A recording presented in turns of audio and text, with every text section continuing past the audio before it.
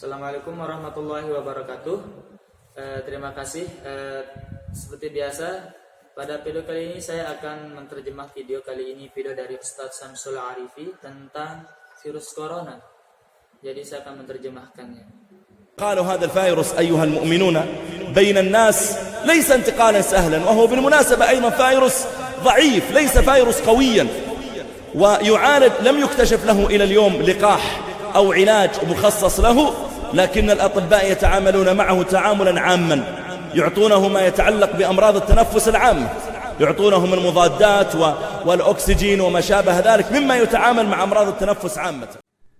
Wahai orang-orang yang beriman, menularnya virus ini antara satu dan yang lainnya itu tidak mudah, karena pada dasarnya virus ini lemah dan sampai sekarang belum ditemukan vaksin yang cocok untuk virus ini.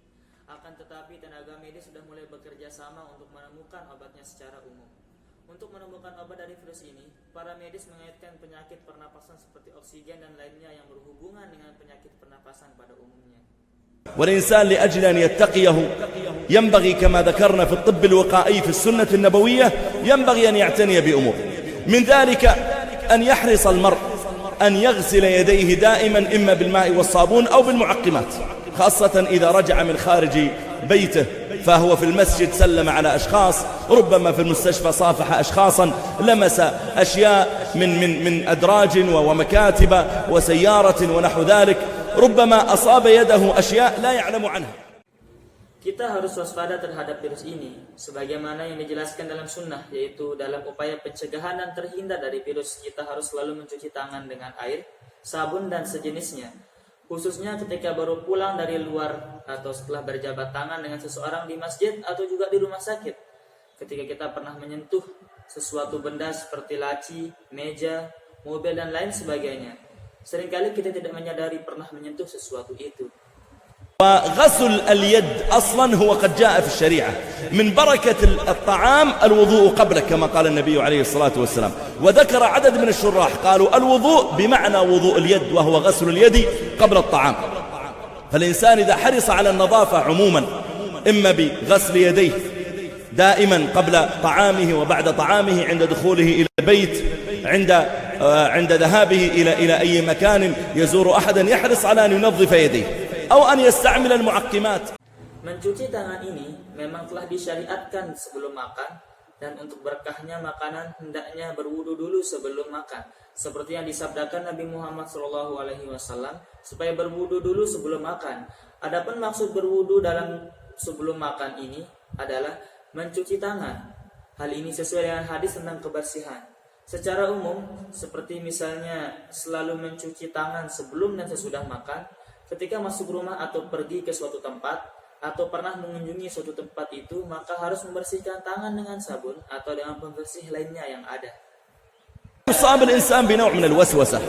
يا جماعة، رأيت بعض الناس يغسل يديه قبل الطعام أكثر من 30 مرة، حتى أصيب والله. وقد سألته لما رأيت يديه فيها نوع من التآكل في اللحم، وسألته قلت ما هذا، ما الذي أصابك؟ قال أنا حريص وأخاف من الأمراض. هذا قبل كورونا، فما بالك ماذا سيحصل به بعدما انتشر المرض. يغسل يديه أكثر من 30، وسوسة، مرض.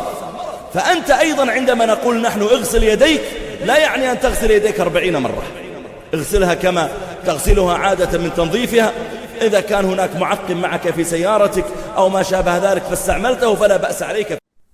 Hal ini dilakukan agar tidak adanya keraguan-raguan atau was-was, karena saya lihat sebagian orang banyak yang mencuci tangannya hingga lebih dari 30 kali setelah makan, karena rasa takut akan virus. Ketika saya tanya mengapa melakukan demikian, mereka menjawab ini agar tidak terkena penyakit. Mereka melakukan itu sebelum adanya virus corona, dan sekarang virus ini sudah tersebar dan menular, maka mereka semakin khawatir dan takut dengan penyakit ini. Sampai 30 kali, bayangkan. Kita jangan sampai seperti itu. Kita cukup cuci tangan sampai bersih seperti biasanya dengan sabun dan sejenisnya, dan tidak perlu mengulang hingga beberapa kali setelah itu. Silakan memegang apa saja seperti mobil dan lain sebagainya. مبالغة بعض الناس في اتقاء المرض تصيبهم بالرعب وتصيب الآخرين بالرعب. ذهبت إلى المطار قبل أمس، وإذا أعداد كبيرة من الناس يلبسون الكمامات، أخرجوا إلى السوق وإذا أعداد تلبس الكمامات، وإذا ربما بعض من يعملون في المطار يلبسون الكمامات.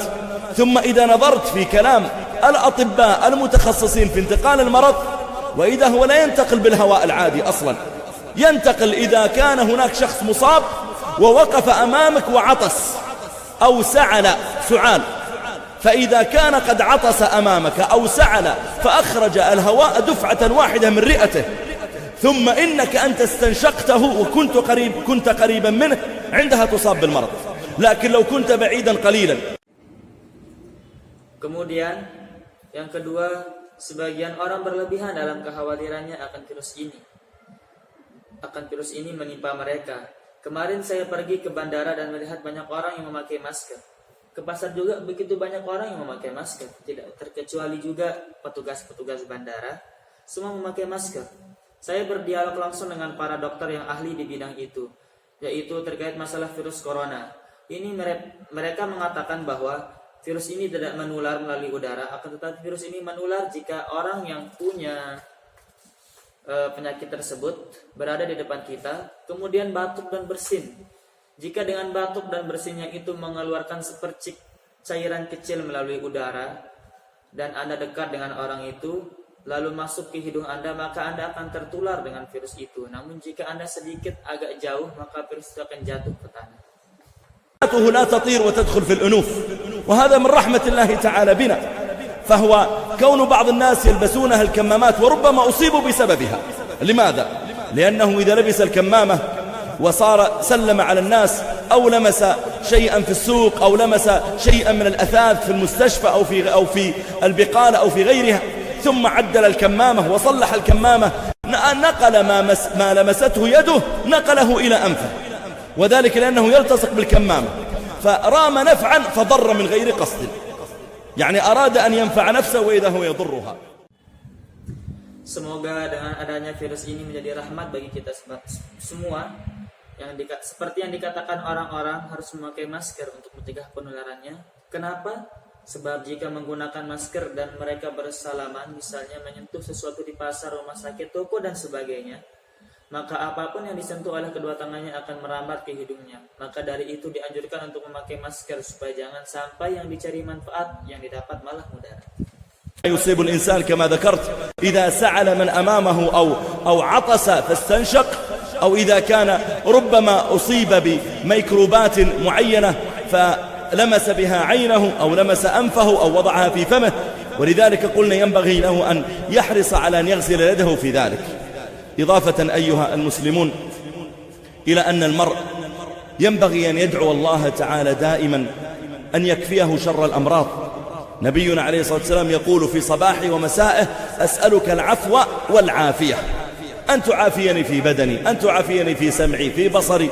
ادعو الله أن يحميك، أن يحمي ذريتك، ادعو الله جل وعلا أن يكون معك في حال مرضك وفي حال شفائك، لعل الله جل وعلا.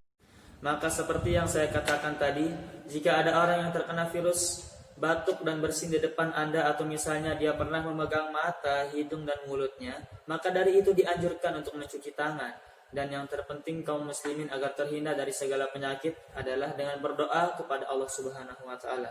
Rasulullah sallallahu alaihi wasallam selalu berdoa setiap pagi dan sore. Sabdanya, "Aku selalu berdoa kepada Allah Subhanahu wa taala, ampunan dan kesehatan untuk menyehatkan badanku, pendengaranku dan penglihatanku. Berdoalah kepada Allah Subhanahu wa taala untuk melindungi kalian dan anak-anak kalian. Semoga Allah Subhanahu wa taala menyembuhkan penyakit-penyakit kalian dan mencukupi Anda sekalian." Terima kasih atas perhatiannya. Demikian video terjemahan yang bisa saya buat. Saya mohon maaf karena tidak sebaik video-video sebelumnya, karena ini adalah upload untuk yang kedua kali karena channel kelas kami, kelas C itu telah diblokir. Kami mohon maaf sekiranya. Terima kasih, semoga bermanfaat. Sekian, wassalamualaikum warahmatullahi wabarakatuh.